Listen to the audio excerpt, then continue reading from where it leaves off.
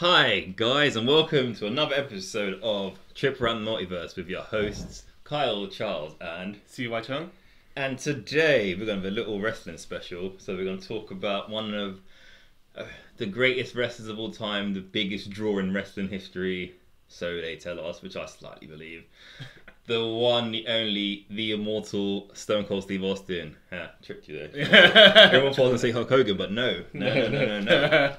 So Stone Cold Steve Austin. We're gonna talk about his WrestleMania matches and maybe how he impacted our lives. I mean, wrestling fans, who knows? But thanks for joining us for the ride. So, Chewy, as you picked this subject, what made you decide to pick? Well, first of all, because Stone Cold's had very notable WrestleMania matches. Yeah. And then some not notable ones. Yeah. Well, his very first match, we were like, okay, he's got a good match. He's got matches, right. And then we forgot that he had a match with Savio Vega at WrestleMania 12. I had to go back and watch that after. Oh man. Even then, that match is an afterthought when you. Yeah. I mean, it had no impact. I don't want to say he was Stone Cold. He was Stone Cold, but not Stone Cold, if that makes sense. Yeah, not the Bionic Redneck, the Rattlesnake Stone Cold. He was the $1 Million champion. Yeah. With Ted DiBiase as his advisor, manager. Yeah. What were the mouthpiece? Mouthpiece, I think. Because I think just before that, when he came in, he was the ringmaster. And then he was the ringmaster, but Ted DiBiase still was his mouthpiece. But then he strangely transitioned into Stone Cold Steve Austin. Well, when he came out, they called him. I was expecting them to call him the ringmaster. Yeah. Which then we could say technically it was not a Stone Cold Steve Austin match. We don't have to watch this, but he was introduced and his name on the graphics. Said Stone Cold. So it was like, okay, I guess we're gonna have to watch it. What did you think of? So we're probably gonna jump back and forth through certain things to comparison. But as it's the first match, we're gonna. What did you think of this match? The only thing I know was he came out with different music, but because he didn't have the Stone Cold theme, the glass break yet. $1 Million champion. Yeah. I could see basically because they were making him heel. They were trying to establish them as a heel and he used the belt to cheat win. Yeah. And it's kind of alright, but it wasn't. When you watched all the other matches first and this one, it's throws you reaction. Off. Yeah, there was no reaction. Yeah, exactly. It was lower tier, and it was kind of you could tell from that. It was because anything. You could tell that match was sort of to build him and Savio Vega, because I think at that time we were trying to make Savio Vega a face. Yeah. Because I don't know if this is before or after he was in Nation of Domination. Another weird choice of team there, but yeah. So I can't remember. Kona Crush and Savio Vega, with Farouk, and then you got what was the rappers that were with them? Oh crap! I knew their names. PG-13. Yeah, PG-13. Yeah, he got their necks broken by the Legion of Doom. That's hilarious. But yeah, it's just a weird. I don't think it was a great match because it was no drama, nothing to it, especially no crowd investment. Yeah. The finish was good though. He hit him with the belt and then he put him in the $1 Million Dream and then. I thought it was just a sleeper hold. I was thinking it's not. Oh no, it's $1 Million Dream. Oh, because I didn't even notice he got the arm. Okay. Yeah. Because that's his finisher then. Yeah, I know. I was thinking I was sitting there like, is that the $1 Million Dream? Because the camera angle. Yeah. You only saw from behind and you see him swinging and I was like, okay, that's a weird sleeper hold he's doing. But yeah, I think actually funny enough, I think if I remember correctly, I think he did $1 Million Dream and he did one that he sat on the back like it was a camel clutch as well. And I'm like, oh, okay. That's interesting because that could have been a variation they could have used at some point. I think he should have kept it though as a move. Yeah, it'd be nice to, if for example, like how Shibata does the sleep hold and when they're groggy on the floor, you pug kicks them, right? I'm saying it could be $1 Million Dream. They're all groggy, he picks them up, bam, stunner. That could have been a setup move to some degree. Or even I know like nowadays, most wrestlers have their finisher, but they have a submission finisher just if. Yeah. For example, we'll get to the match afterwards, in the submission match, where that could have been his alternative finisher. Yeah. You know what I mean? But I don't know. But nothing to say about the Savio Vega match. Nothing much to say really. But like you said, if there was more crowd investment, it might have been a better match. Yeah. And then the other thing that sort of took you out of the match was they kept on promoting the Gold Dust and Roddy Piper match. Yeah, which took you away from that match. And Piper there was a call for Roddy Piper in the middle of the match, but that just shows you where they thought of this match on that card. Yeah, it wasn't a high priority for them. Even the little promo package was like an afterthought. Like, you and Steve were tagging, weren't you? We think, and then he turned on you, right? He's like, yeah. He didn't want to tag me. And then he turned on me afterwards. Yeah. Yeah, it's like, so this is digging for. Yeah. All right, cool. But yeah, if I was to rate it, 1. You know what I'll probably do? Is after we talk about it, we'll probably just rank them in order. It might be just it might, other than giving them star rankings, you know, I have 5 out of 10 or whatever. It's just easier to put them in certain categories. But the next match, WrestleMania 13 match. Oh, this was a match. Yeah, this was. Wait, WrestleMania 13 in 1997 there. Yep. Savio Vega, WrestleMania Top 1986. By the way, we didn't mention that. Yeah. But this Bret Hart I Quit match with Shamrock as the referee. Now, what I noticed here, after we watched it again, in the video package, right? Because they're setting up the face temp, but they're not face. Yeah. But the video package is like Bret's pissed off and he's beating up everyone, even though he's still the good guy. Yeah. But Stone Cold is only focused on Bret. Yeah. Even though he's the bad guy. So when they switch it, it's not like it's not a weird turn. It's like okay, Stone Cold's only beating on him and not anyone else, so you can go that way, and then Bret is beating on everyone and Stone Cold, and you can like easily transition the other way. Yeah, it's like a nice foreshadowing. If you're paying attention, you're like, okay, I see where they're going with this.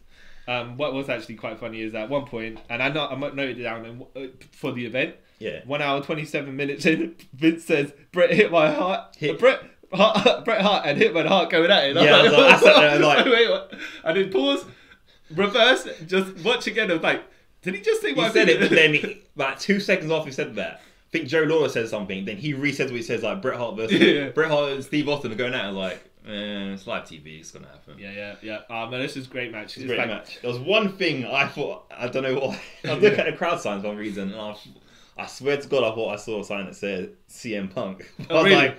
You can't with them around doing he wasn't wrestling at least for another 4 years until this happened. Okay. But what was good, like we were saying about the match before where he had the submission hold and Stone Cold had no submission hold in this I Quit match, and yet somehow he never felt that he never could have won. Yeah. He was going at full pelt. And even though it was an I Quit match, he could have just battered him to the point where he could have battered Bret to the point where Bret said I quit. I mean, that's within the Stone Cold character. So it was like, okay, he might not win in a way that traditionally he would win, but he could win, you know. He could win. And what is quite ingenious about this is, because there's no pinfalls and it's submission only, somehow they still kept the drama throughout the entire thing. No using the pinfalls for extra crowd interaction and stuff like that. It did like just battering each other through the entire thing, and it was like, well, these guys... Even if you watch without the video package, you're just drawn straight into it. And I like as well. I start to notice from this match as well. Like in most of these like Stone Cold matches, he fights like a wounded animal. Like you try and get him down, but you keep getting up. No matter like the petty little thing. Like he'd be on the floor, and like Stone Cold. Like I did a Vince then, but like. Bret be standing over him, and he would like try and kick at Bret's legs even though he's on the floor, stuff like that. It's like, he's fighting from the bottom on the way up. So he isn't the underdog, but he fights like he's always the underdog, and he's sort of played up in commentary, which I think because this style of match suits him. I mean, it was a brawl, but Bret's not overpowering him. Bret's using technique to overcome him, but Stone Cold's scrapping all the way, and taking kind of shortcuts because he kicked Bret in the nuts. I was like, oh, that's a great point in the match. He was getting beat up, and it was like wham, straight nuts, cheap shot, get back on top, But the other thing is, this is what Bret noted. You had to blade Austin. Well, they had the conversation in the back, and Bret's like to blade Austin. This match would be better drama if I blade you at some point. Yeah. And so they agreed to that, but Bret said he'd blade so he could take the heat for it if they get caught. Yeah. But what I noticed at this point, this is 1 hour 38 minutes into the match, where Bret's throwing Stone Cold in the guardrail, and so he's throwing him, and you're thinking, okay, Stone Cold's going to go to the bell area, timekeep area, but then he kind of moves slightly, so it looks like he's trying to dodge them. Yeah. And he had to go into the rails because he was trying to not go into everybody. Yeah. And then when Bret goes towards him, Bret steps in front of the camera and obscures himself from the camera. And kind of the side that Vince is on, because he uses the other hand to cover Stone Cold's head, and I guess that's where the blade happened. Like, when you look at it backwards after knowing the information, like, oh, this guy, he was aware of everything going on there. He made sure no one could see, and then they could play it off as an accident or something. And I was like, yeah, that's ingenious right there. And like, this is one of those few matches where blood actually helped the match, even though the ring looked disgusting afterwards. But like, it helped like elevate the emotion and stuff in that match. I'll tell you what as well. The other thing I noticed, because Bret, you know, when Bret and Stone Cold have talked about it on their podcast and one with Asian Christian stuff, they said that Austin threw Bret out in the adjacent ring ropes where he was meant to be for the bell. Yeah. And you kind of, and when you're watching it, you're like, okay. And he gets himself back in. Bret gets back in when Stone Cold goes out to get the cables. Yeah. And then Bret starts stepping out the other way, and he's like, oh, okay, it looks like he's just trying to get away from him. It never looked like it was a mistake trying to happen. He'd get in, and then it was like, nah, I need to get away. That's what. Then he gets to the bell, and it's like, yeah. Bret and all the not mistakes, but all the stuff that they didn't go to specifically. Yeah. They were like, they maneuvered to somehow, and without making it look like any mistakes ever. Yeah. That's the professional of. I want to say the Hitman, but you know, Stone Cold. Yeah, I say both of them. Like, he worked really well together. I do notice as well. There's a pattern I started noticing literally from this match. Yeah. The first part of like the majority of Stone Cold match Wrestlemania is like a 7-minute brawl outside. I say 7 minutes, probably longer or shorter. Yeah. Like, okay. I mean, this is character. Yeah, this match went about 26 minutes, but the pace was like. It's not like it was a cruiserweight match, something the fast pace, but it moved really quickly. It never fought. Didn't feel like it was dragging. No. And like you say, they brawled outside for ages, and the next match. But anyway, they brawled outside for ages, and it never felt they brawled outside for ages. When I say brawled outside for ages, like a third of this match they were outside. It never just felt like they just brawled it for the sake of brawling. Just like we don't have much moves to do, so let's pretend to fight outside. So it worked again as well for this type of match. It makes sense because you wear that person down, so when you come to the eventual finish. Great finish though. Great finish. Stone Cold looked great. Bret looks better because he won, but no one really lost. When you look at it that way. And it elevated Stone Cold to be a face, we'll say, and then Bret becoming a heel. It gave them the transition points where they needed to go full on either way. Though I have to say, I have to credit Shamrock for doing a good job. Since mere presence, knowing that he's the world's most dangerous man, just made everything in this vicious match. He's just like so out of control that you need the ultimate fighter. To made it more legit. It made it feel more legit. So he added to it, and when he was like, he didn't do like the Roddy Piper with Bob Backlund. Stick the mic in your face and go, do you quit? And stuff like that. He kind of just stayed.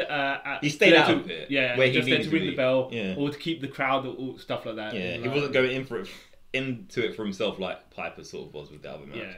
I did like on the commentary, JR, like even you notice in the other match as well. Like he puts over Austin a lot, and he also plants the little seeds of Bret's heel turn from the beginning of the match. Little things like I noticed. I mean, Jerry Lawler was always hating on Bret since 1995, they had the feud, and Vince was saying that Bret about having sour grapes as well. So it was like, yep, they're kind of doing what they need to do to make the storyline go the particular way. Which I sort of miss that commentary in a bit sometimes, but besides that. But definitely must watch match.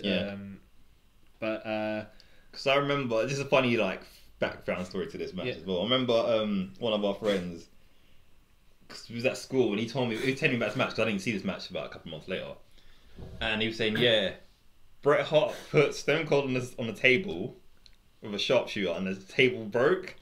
And even then, I was thinking that makes no sense. But okay, cool, alright, sure. But great match. Funny enough, later on in one of these matches, I think Rock gets put on a table and Stone Cold backs off, and then the table does break. Rock, he didn't do anything. No, it's just a rocky table. But the next match is Shawn Michaels WrestleMania 14, 1998 title shot. Yeah. Normal match, normal straightforward match. Shawn Michaels being the heel and Stone Cold being the face here. Yeah. Who won the Royal Rumble to get to this? Just throwing out there. Yeah. That's how we got the match, Austin. Oh yeah. I thought you asked me a question. I was like, wait a minute. I was like, were you asking me the question or the people listening? Whoever. I was like, wait a minute. But yeah. Austin won the Royal Rumble to get to this match. That's correct. This was a 20-minute match, and it was an okay brawl, is all I can say. It was a no DQ match. Yeah, was it? I think it was. Yeah. But here's the thing. It was an okay match because Shawn Michaels had his back injury from the Royal Rumble when he fell on the casket. Yeah. Now, would have kept this match on track because you can see Shawn Michaels he's holding his back up straight and he's trying, but he can't really do the stuff that he can do because he's got back injury. Yeah. Now, this being a no DQ match with China and Triple H there, I didn't see where you could have not just disguised the entire match as it's a no DQ match, but them two always interfering. Yeah. Then he's not essentially fighting 3 people, but Triple H and China could take lumps to make it more distract from Shawn Michaels not being able to do certain things. Actually, no. This match wasn't. It was the next one was a no DQ match. Oh, sorry. Yeah. No, you know why? But you know why I thought it was a no DQ match? It's because Stone Cold used the drum set. Yeah, but that's another thing with wrestling. I've noticed it makes no sense. Like, if you hit someone if you're in the crowd, you hit someone with something which isn't the chair. Yeah. It's fine. Yeah. No. Right. No. You're right. You're right. I misrecalled. You are correct. Yeah, I just remember that now. Yeah. But yeah, just hitting with the drum set and stuff like that. Though you could have hit Triple H with it. I can't remember exactly. Yeah. But it was just like, is this a no DQ match or not? Then you just remember certain segments sometimes. But I think they should have just made a no DQ match then and just had Triple H just sell for Austin. But I think they didn't do that. This is like my personal thing. So then it doesn't make it kind of weaken Austin's title. It's true. As it's his first title. If it was like his 7th title reign, whatever. But because his first title reign, he sort of wait, but then he just previous to this, he had a feud with The Rock for the Intercontinental title, and he just stunned the entire Nation of Domination. So that's so stupid, but the best.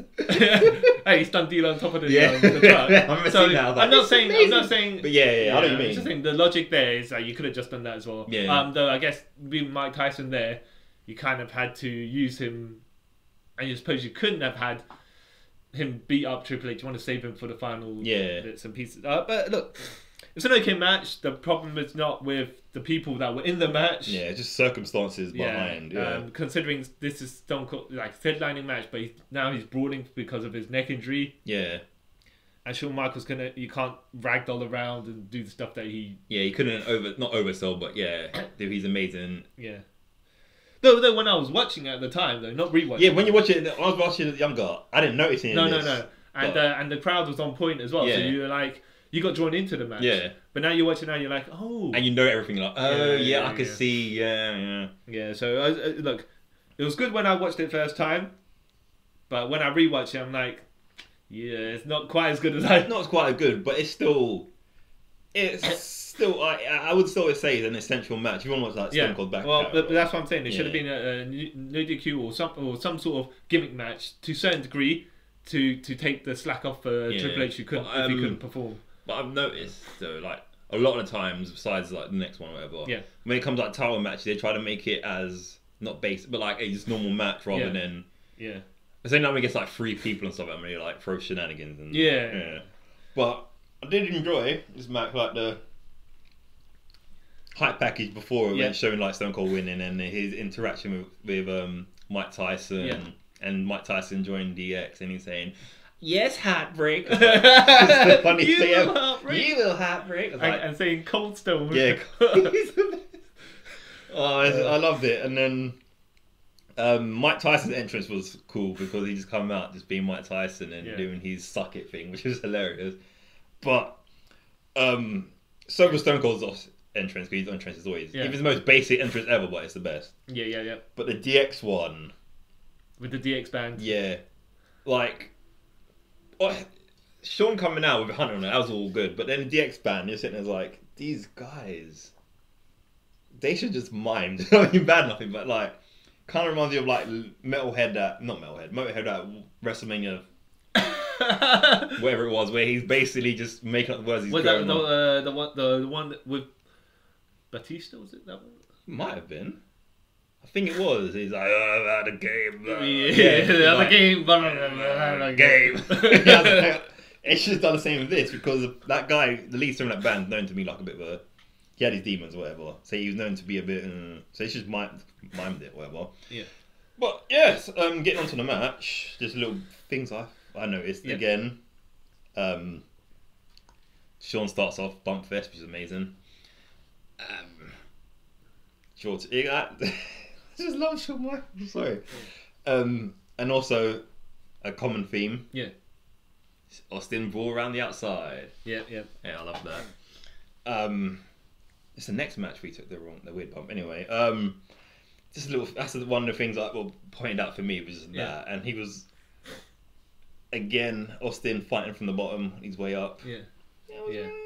Well, but at that point though, they did build him like he had enough build to the degree like okay, yeah, just whip his ass, Stone Cold. Yeah, whip his ass. Yeah.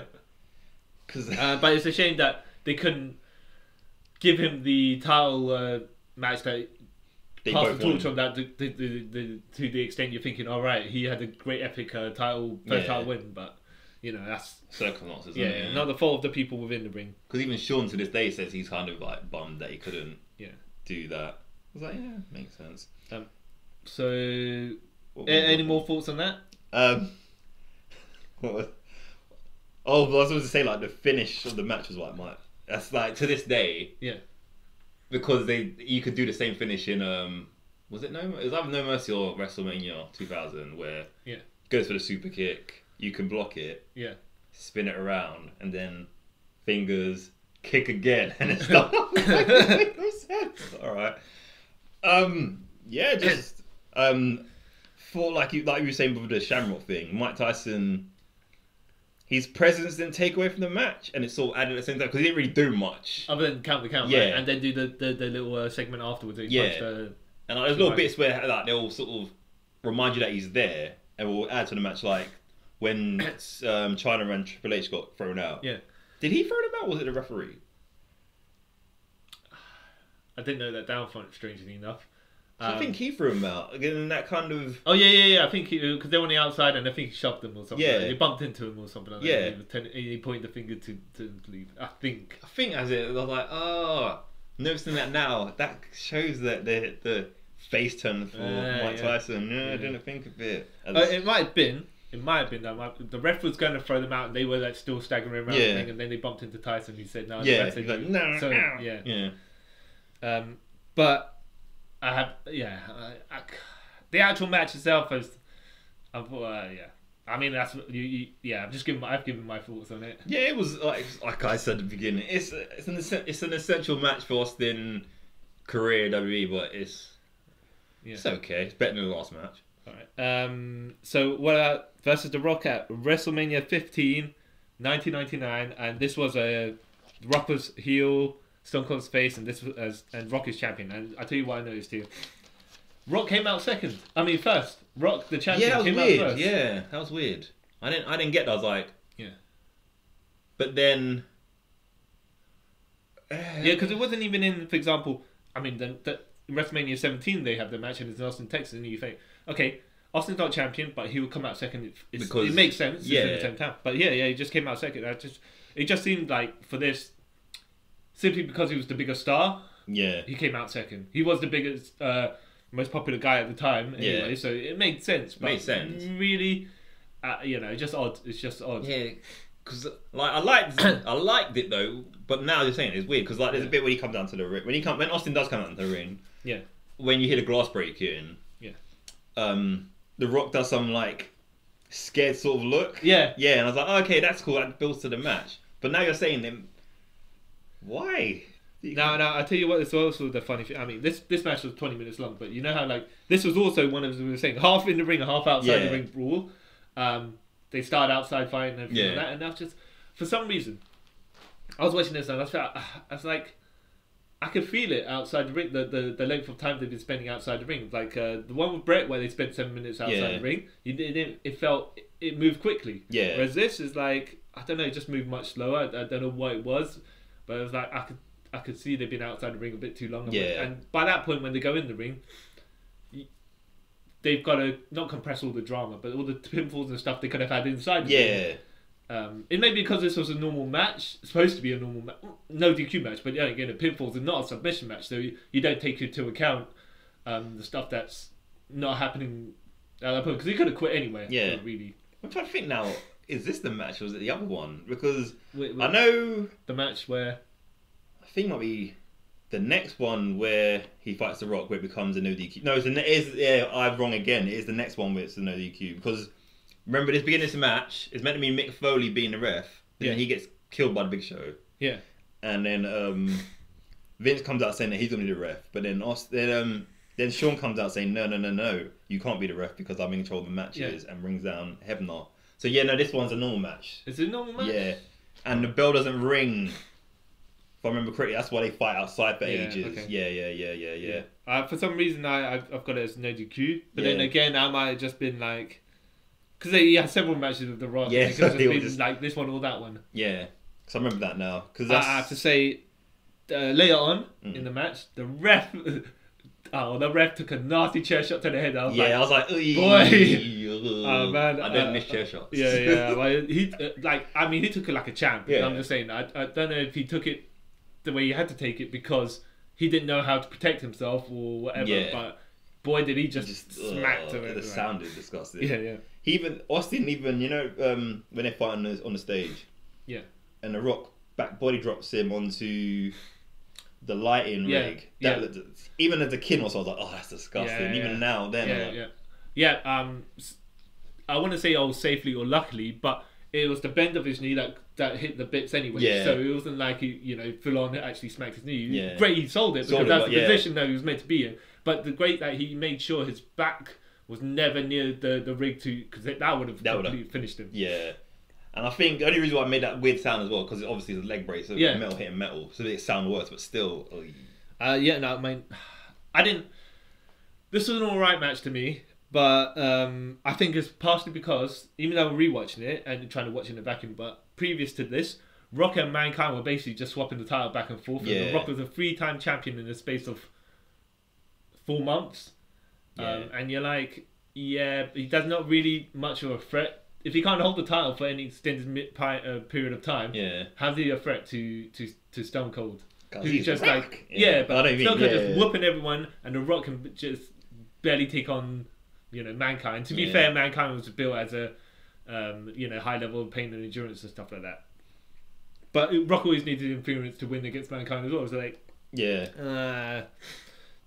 so I don't want to say believability was an issue here for me, but I think The Rock didn't come out with that later on. We'll get to this, but The Rock didn't come out with the swagger of the world that's what championship caliber. The Rock, he came out as guy freshly elevated to the degree and just like I'm the next adversary for this guy to overcome as a hurdle. Because I would say like The Rock's entrance in this was the least energetic rock entrance of all time. Maybe even when he was smiley happy Rock, he was like his entrance was a lot better. This one literally just came with the belt, kept him just doing his shoulder thing, swagger. Yeah, didn't even go to the top rope and do all that stuff. It's just like, okay. I think it was like you're saying, he was, don't want to say cool, but that's the way I'm looking at it. It's just like he wasn't hyper. Yeah, he wasn't that Rock at that point. Yeah. Another thing that I thought threw me off. I don't know why. Austin normally comes out with his waistcoat. Yeah. He came out in a t-shirt like this. So it looks so weird. Like, what? It's so weird. Why? What? Yeah, that was a weird little thing. Yeah. But I didn't think the match overall, like The Rock. I always thought like The Rock, his best opponents was Stone Cold and Triple H. Right. And like in this match, I thought their chemistry and that worked really well. Right. This is when The Rock started overselling the stunner, which is always amazing, where he does like 7 backflips. And I have to say, I guess for me it's like, I the way they presented The Rock wasn't as the threat level that I assumed he would be if you were fighting Stone Cold Steve Austin. Yeah. So that's why I was like, it's alright, brawl. Yeah. But it was just maybe they're using the brawl so they could kind of shortcut certain things. Yeah. But I don't know. I didn't quite like it. As the next set of Rock matches because they were better. But like, yeah, I just always thought, because I always remember this part of Rock where he was like cowardly heel sort of Rock, but that's what I'm saying. If Stone Cold's walking in there like a bad mofo, right? He's just tearing apart everyone on his way, and then the Rock is like, oh, I'm not cowardly heel champion at the top because he wasn't. He was getting credibility to a certain degree, but it's just like he can't match up the guy who's just gonna beat up everyone along the way and beat up all the threats but underneath the Rock to get to the Rock, and the Rock's like, oh yeah.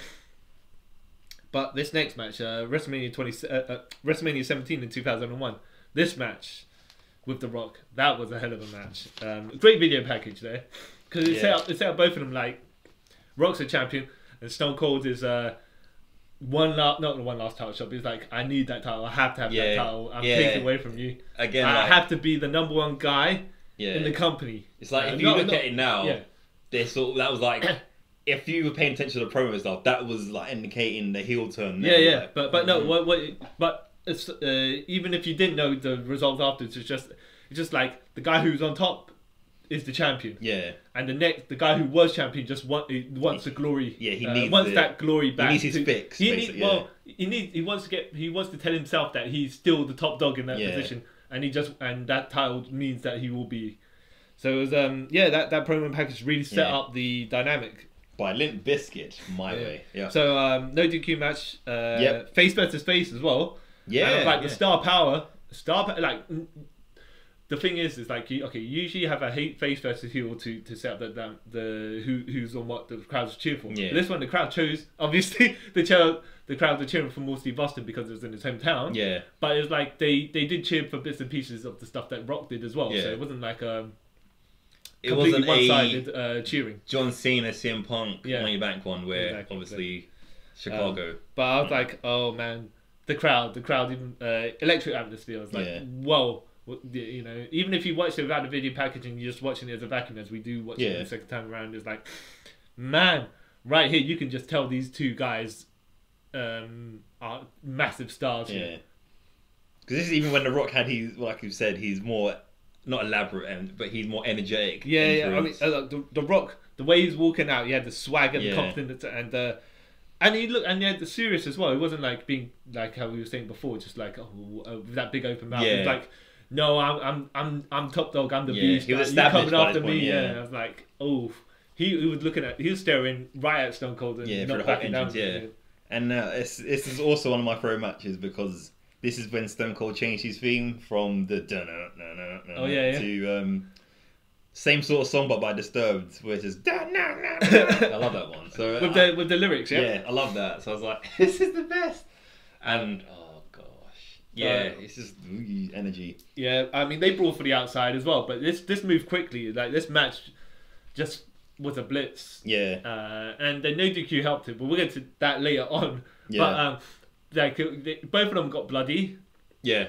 They put themselves in the sharpshooter as a cool pack to the Stone Cold Brett match. And I was like, this is smart. Yeah, I like that. I was like, not the greatest sharpshooter done by The Rock, but you know how it is. Yeah, how it is. Yeah. Even though back then I thought, The Rock's sharpshooter was amazing. Yeah. Then I just realised it's him shouting. Yeah. Person. But yeah, it was good back and forth. He went in and out the ring. Well, yeah, actually, this is what I forgot to say about the previous match. The previous match was a bit more, I want to say one-sided, but the Rock, Stone Cold's dominating with defense. Yeah. Here is back and forth between the two of them. It's like, I'll sell for you just as much as you sell for me. And I don't want to say they're larger cartoony selling, but it's like, okay, we'll give each other as much as well as to make each other look good as well. It was a showcase for both of them this match. Yeah. And never got, and like even like you were saying before, like you said with the other match with the brawl in the outside got a bit boring. Yeah. This one to me didn't get boring because they didn't spend too long brawling outside. Yeah. Rather than the other one was like the whole No. Here's the thing. The people's elbow, right? Best ever. Yeah. So this is what I read.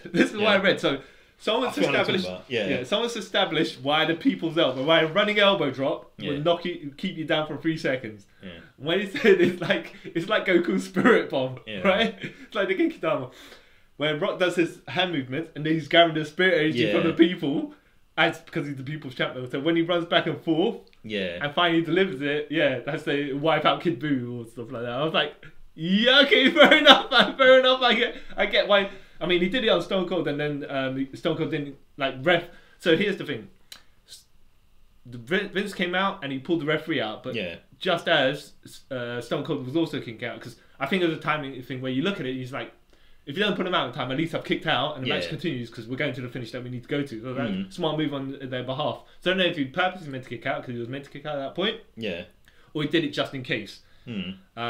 But he survived the spirit bomb power of the people's elbow. But also, there's another thing, going back a tiny bit about what you were saying about sharpshooter and stuff. It made no sense because they broke it by getting to the ropes. It makes no sense. It's no DQ match. Yes, I know. I think there are several times when they have these no DQ matches and someone reaches the bottom rope and then I think Lord or someone says, what are they going to do? Disqualify him? Yeah. But it's also people moan about it, but it's like it happens at every wrestling company. If you're doing something like that, you sort of This what I was going to say. The other issue is when they've got their different types of matches, like no holds barred, no DQ, falls count anywhere. It's technically the same match. Sometimes they are with minor changes, like falls count literally is the same. It's a no DQ match, but falls can be anywhere. No DQ match. Obviously, you can't pin them. Yeah, no holds barred match is somehow a no DQ match also. But no holds barred just probably means you can blatantly choke someone. And, they just mix up their rules but call it something else sometimes. What can you do? That's what I'm saying. Like you're saying, we aren't sure exactly what rules they are, but if they establish it as a no DQ, at least you know it's a no DQ. That's why I was like you said, I could have got around it if it was anything else. I was like, but you made a big point there at the beginning. But okay, cool. But again, didn't take me out of the match or anything. I was like, I noticed this, but okay, cool. But that finish to the last few minutes of this match were great because they built to the drama. Kicks out of a stunner, and then Stone Cold go ballistic. Chair shot, kick out of that. Chair shot. Make sure he's dead. Make sure he's dead. And then pin him. I was like, oh, this is. The other thing I thought was hilarious as well. Yeah. That happened just before the finish was when The Rock hit Austin with a stunner, and the crowd just started boo. This is you know what though? I have to say I like the way that Stone Cold sells his own stunner. Yeah, he takes it like it's a essentially. I don't want to say you got uppercut. That's the sort of sell that you'd expect because if you're taking it on the shoulder, someone's dropping down, you come up like an uppercut. Yeah. Rock does his backflip to himself, but we'll get to that. But Austin takes it like he just got up, kind of like he was on his knees, took an uppercut and flopped over to the side. And I prefer that kind of style. I mean, AJ Styles took that sort of style as well. Yeah. But when you go super elaborate just for the jokes, I think Jericho took it and he stunned himself. He flipped up, rolled himself out of the middle rope and kept on rolling. Yeah. And I think Orton took it from one side of the ring and he backflipped and flew out and nearly went outside of the other side of the ring. I'm like, what? But I think, I know The Rock does it because he says he did it just for jokes. Yeah, to pop Austin, isn't it? That's why he does it. And Austin says, that's why he. I mean, it's fun. It's funny because you expect The Rock to take it that way now. Yeah. But I was just great. Actually, funny enough, it didn't look cartoony because it added to drama to this match. Because at the point, it was all the way towards the end of the match after they'd been battering each other for 30 minutes. Yeah. And when he took it at that point, you're like, the Stone Cold character, you're thinking, is intentionally trying to take off Rocky's head with that move. Yeah. And that's why the sell worked. Yeah. Because then afterwards, it's like, it led to the viciousness of the chair shots as well. Yeah. So it didn't look out of place where they did it. But it was a great match. It was a great match. The crowd reaction to the window was weird as well. Yeah. Because at first, obviously because he won, I was like, yay. Yeah. And then when he started shaking hands with Vince McMahon, he went dead. I think it was because it was in his Texas. Hometown. Yeah, right. They were like, even though Vince held Rock for a chair shot previous, they were like, probably expecting, like Stone Cold was saying, he should have he was calling audible and stuff. And I think the crowd was probably expecting that as well. Yeah. But it wouldn't have made sense because he just freshly teamed up with him to take The Rock down. So why would you then turn heel for like 5 minutes and then go back to me? Then unless of course he stunned Vince for the end of that and then still turn heel, but say I'm not teaming up with you, Vince, because of all the background thing but it wouldn't have just made sense in that context. So you would have thought he'd turn back face. So exactly but I still think if he did do that audible, I think that would have, in the long run, would have made the match worse. You know what I mean? Like made be like you just said. He just turned. He was like all them chair shots are not a trademark of a face. So it was kind of weird, and I didn't even mind when the Stone Cold. No, funny enough, them chair shots were in character for a face Stone Cold. He would do that. He would, But like, I didn't even mind when he became heel after this. I thought I enjoyed that. You know what? The coffee drinking Stone Cold was a great character. All of that. Exactly. I did. Yes, because we're so used to at that point, that period of Stone Cold just coming in and kicking. Even when he was initially the heel, when he was going in 1996 fighting Sammy Vega or Bret Hart or something like that, he had that way about him where he was vicious. But here he's just sitting back, chilling, drinking coffee. And it was. And also, sort of like his character was like paranoid as well, so it kind of made sense for him to be like that, drinking coffee and just everyone on his back.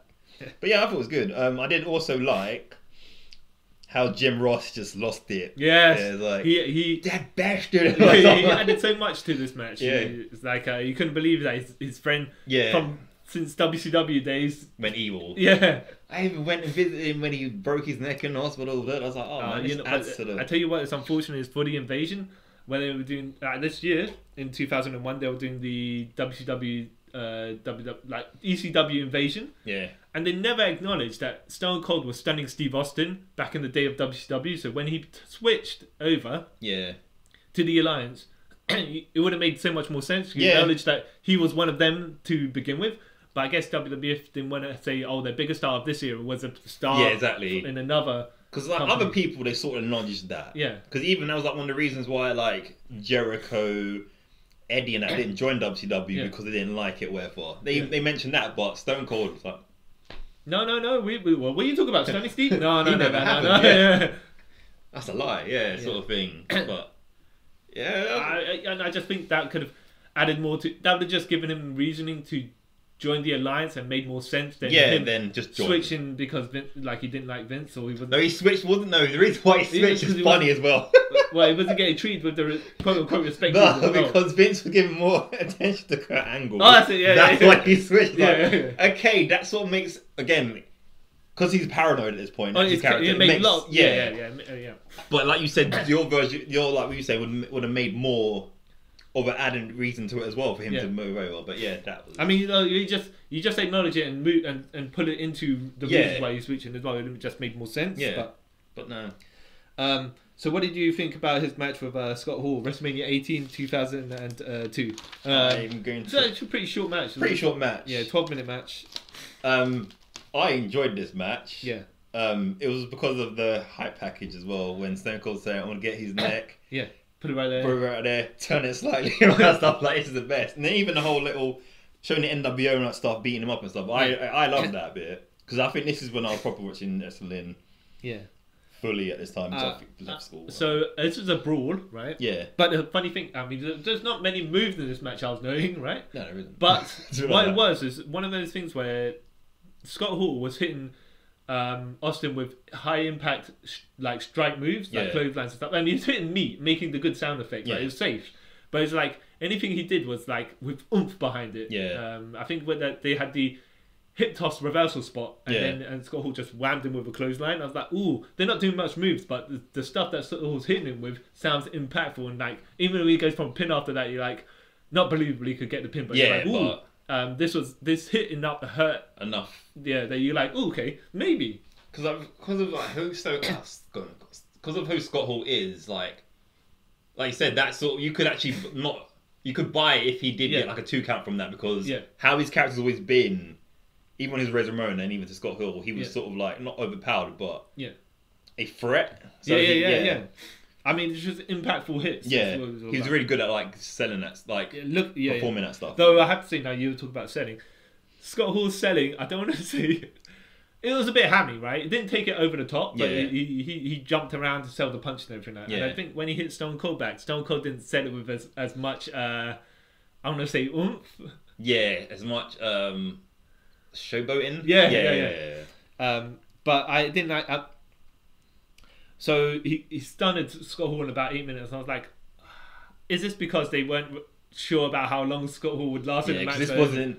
He looked like in a right shape, but like this is when he wasn't mentally or maybe. But it just made him look like a visual point forward in 8 minutes. I was like, I don't know. I mean, the NWO just came back, and he kind of.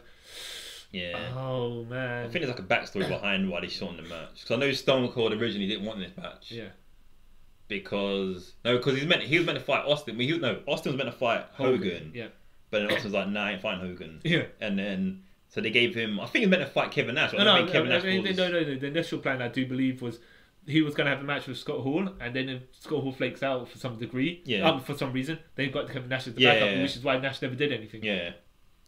But when I say Nash didn't do anything, he didn't have a match that up. But he did a lot in the 4 minutes left from this match from that stunner. Yeah. Kevin Nash, it was basically Kevin Nash and Hall versus Stone Cold, and he took them both out.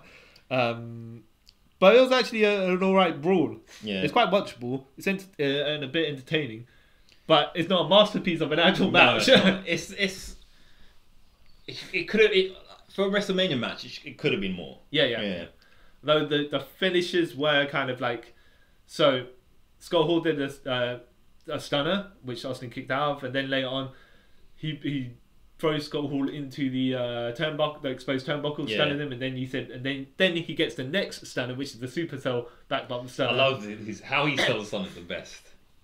Because he doesn't go on his knees, he just falls down and then springs up into the air and flat back bumps like this. I was like, right, I don't know if, I mean, that's just as over the top as a rock stunner, but in to a different degree. Because he didn't do the backflip oversell, he just like jumped up as though he got elevated. But it kind of sells it. It kind of sells the move more when you think about it, because obviously he's bringing the jaw down. So he's like a coil spring. And then uncompressed. So he's basically, his head's hit Stone Cold's like bicep. And then because of the power, it's sprung him up in the air. I mean, like, okay, that makes sense. But this match is quite watchable, and there's some few little funny things I noticed on this match. Like, I like the NW. I've always loved the NWO entrance when it turns black and all that. I thought this was hilarious. When Scott Hall comes out, and then he stops, and then does the famous point, and he's there for like 2 minutes before Kevin Nash comes out. I was like, what was Nash doing? Wouldn't you think they walked up to the stage together, and then he will come out like... Not literally 2 minutes, but he was left pointing for he's like... And then he looked better awkward, he done it, and he's kind of stopped and went, did it again, and then Nash comes out. I was like, what was he doing? Did he just forget that he was coming? What else? I liked, Austin's gold ring attire, the jacket and all that. What was the other funny thing? There was something else funny. Kevin Nash is just... Oh, I think. So the other funny thing is that ref who ran in and slid almost all the way across the ring before, like he slid right to the other side, counted pinfall before Nash elbowed him. I was like, he nearly went out of the ring. And, and he stopped actually at the pit point position for the pin as well. And when Nash was for the elbow, it's like, surely he can't actually stop it. Like he wouldn't know his position once it's going in. He can't gauge how far the distance is. But dude, that's probably the fastest Nash ever moved. But there's another bit when he pulls the other referee out. He pulls him out and sort of catches him and turns around and closes on him. It's such a weird smooth transition. But like, he could have just pulled the ref out of the ring and hit the ground. You know what I mean? They've done the same thing. But I understand. He pulled him out, caught him, turned him around, then closed on him. Like, right, all this effort. You could have just let him hit the ground, and because they're referees, they're low powered. He would be knocked out from hitting the ground. But all right, you do you, Nash. You do you. But yeah, he's a miser. But I also noticed. After WrestleMania 14, in every Austin WrestleMania match, he takes a stunner. He takes his own stunner. Yeah. Right. I was like, okay. Yeah. To be fair, I mean, look, I wouldn't, if I was Austin with my history of neck injuries, I wouldn't want to take an outsider's edge. Yeah, no. So, I would have trusted Nash at that point to do one. I mean, not Nash. Hall at that point to do one either. So I can see why they never did that. They never used that. Yeah. He didn't even do his fall away slam or his choke slam. No, he did the fall away slam. Did he do? Oh, okay. Yeah, he didn't do the choke slam. Yeah. He definitely didn't do that. But he's one of the best choke slams ever. But yeah, he goes down with him. Yeah. Okay, but WrestleMania 19 Hollywood. I call it Hollywood. This is literally this persona of the WrestleMania 19 2003 now. Austin's face, Rock is heel, but this Hollywood version of the Rock is big-headed movie star, but he does it so over the top and arrogantly. It's like it's a complete laugh of a character that he knows it's like a massive joke and he's in on it. At this point as well, I'd say he didn't care about winning or losing because he's bulletproof. He can just maintain his aura. Yeah, but he was just concerned with having it seemed like Dwayne Johnson, the man, was just concerned with having fun there, just making jokes and poking fun at everything. And no one could stop him. I think because he knew this was Austin's last match, isn't it? Yeah. So he's like, you know what, you're my buddy. Let's make this the most entertaining WrestleMania match of all time. I'm just gonna say, the best way I can describe him, and then probably the match as well, is bombastic because they were just. From punches, they were just jumping women in the corners. They were taking the punches and just flopping back and just in the turnbuckle. But they both did it to each other. Yeah, it wasn't like one person doing it. It was like okay, so here our punches are just going to send each other just flaming about. Like, okay, all right. So I don't know if they were just like, this is just going to be a fun match, and let's not care about anything that's And then the hype package before, even the Rock interview with I think it was Coach or something before that was pretty funny. I can't remember exactly what he said, but it was basically what he's saying like, I'm a Hollywood man, I don't really care about all this, and I'm just here to get the paycheck. But he was saying more funny things. I didn't make any notes of it because it was quite hilarious. But this was okay. So when I'm watching it, the actual match, Rock doesn't really get that too much offense. Yeah. Stone Cold, you could say, is punching and doing the stuff that he would do, but then he finishes the stunner, so it's all upper body base. Yeah. Rock has got the rock bottom, and it's with his back, or the people's elbow for the body. But he goes and kicks Austin's legs for the sharpshooter, and it's like Rock doesn't get any advantages until he takes shortcuts and starts hitting Austin's legs, but he doesn't really work on any other body part as well. So when I first watched it, I was like, Austin taking 3 rock bombs. Come on, man. Why is it 3 finishes to keep one guy down? But when you look at it in a technical sense, you're like, okay, so you walked on Austin's leg 3 opening time match. Never hit Austin in the back. I guess from a fresh, when you got to injure a guy, and then his back is relatively fresh, you just got to keep on hitting your finish on that guy's back, and eventually you'll go down. So it kind of makes sense. I don't know if that's what the story there when they're tending to tell us, but. The Rock, great character work. The jacket. That bit was... and he's just playing up and just walking around all dizzy as well and stuff like that. It's like, he wasn't taking a piss. No, but he was taking a piss. Yeah, it was his character, innit? Especially when he's got the vest on, he's straightening it out. When he's doing he's taking a couple punches or something like that. He's walking around dizzy, straightening out his jacket. Just putting on it and then turn around into something. And I was like, Rock, you're great. I think he turned around to one of them to a stunner, I think, and that's when I think he may have reversed that stunner or something like that. I know he took a stunner with the jacket on, but I can't remember what it was. But this match was a pure entertainment. Both of them were just having the time of their lives, just mucking about. Yeah, and they only... But they never not took the match seriously, joking around. Yeah, because even the brawls on the outside wasn't that long either. So it's like, okay, that's pretty cool. I did notice... what I thought was hilarious, the entrances, because where the stage was to the ring took forever. You see Stone Cold walk out, turn left, turn right, and I was like, oh wow, this is going on forever. The hype package was awesome again. JR, even I noticed this as well, if you listen to JR's commentary, he's hinting, you can basically hint to both of them, like, technically that was when him and The Rock basically, when Austin stopped being a wrestler as his last match, and when The Rock stopped being a full-time wrestler. You can notice in the commentary he's basically saying like, these both men have been done this and they're at the pinnacle of their career. who knows what's next for him, i.e. Hollywood, retirement, and all that stuff. Yeah. Yes.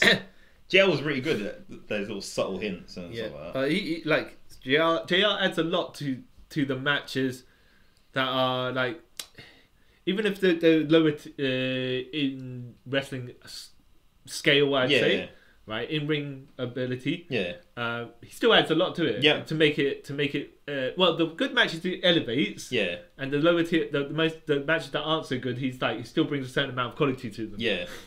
He can lift them up, unlike now where he just sounds angry all the time. Okay. So just to tail this off.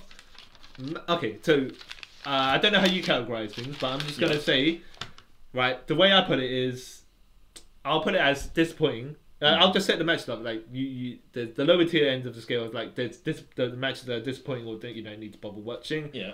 Entertaining, which means it might be good, so bad, but there's all stuff in between, and then you like definitely watch. We'll just do in the order of those three because it's easier to work through. Because then we don't need to explain ourselves too much. You just like lump them into those three. Yeah. Okay. So Savio Vega, what would you say?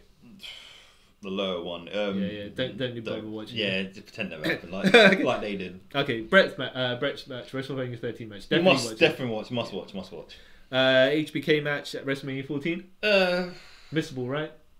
I want to say missable. Oh no, okay. In ring quality, yeah, missable. Yeah, but as a significant moment, yeah, over importance, yeah, I'll put it as must watch. Yeah, I'd probably see now. So realistically speaking, we'll probably land it somewhere in the middle where it's but then it's not really entertaining in ring either. So it's an awkward one. Might just put it as if you're watching for an actual match, you can miss it. If you're watching it, like I said at the beginning, if you're watching it for like key moments in Stone Cold's career, then watch it. This rock match, WrestleMania 15. I'd probably have it on. You can miss that. You can miss that, yeah. Rock match, WrestleMania 17. Definitely watch. Definitely watch. Yeah. Great character. Like, I say great character work as well because they stay true to their characters. They're the biggest bulls in the in the yard, and you're like, who's gonna dogs sort of who's gonna come out of this champ, because it was really whoever won this was not the biggest star of the era, but he's a step above the other guy, though they did protect both guys as well with the heel turn, so it's kind of like when your takeaway was it was no one's significantly above the other one. No. They're both relatively equal to a certain degree. The other guy just had to cheat to even get though above. like at the end it sort of put them both on the same pedestal at the end, but I'll say this is a must watch. Scott Hall's match, WrestleMania 18. I put it as entertaining. Entertaining brawl. Decent from an in-ring perspective, but it's just like, I mean, you don't need to miss it, but it is a short match, and they did what they need. There was kind of the match that you would expect from at that point. Some good hard hits, some wild brawl. It's a watching Nash match. helped it by disguising certain things as well, and taking some hits. But overall, the best thing I say about it is if it probably went on longer, you might go into the you can miss it category. Yeah. But decent, short enough. Watchable. Hollywood Rock, not great from an in-ring perspective. Like this WrestleMania 19 match, not great from an in-ring perspective, but definitely must watch for the entertainment. I'll say this, me personally, I'll say this is the top one of all of them. This is like probably the best. Here's the thing I'd say as well. I mean, I know talk about in-ring, but Hogan and Rock at WrestleMania 18 wasn't a great in-ring match, but everything else around it was great. So I'd say definitely watch that. I mean, just to be fair, when I say in-ring match, like that doesn't make or break the match. But The Rock and Stone Cold mucking about in this last, coming to the tail end of both their careers, is like definitely watch because the antics that are going on in there. Yeah, I'll say, and it's a good way. It's a good match that ends Stone Cold's career because like he went out like a real wrestler, taking a loss. But he stayed true to his character as well, as he should. But it's all so overall, it's like more matches that you should watch than not watch in Stone Cold's WrestleMania career. Yeah, as he's one of the best wrestlers of all time. Definitely one of the most popular. Yeah. Okay.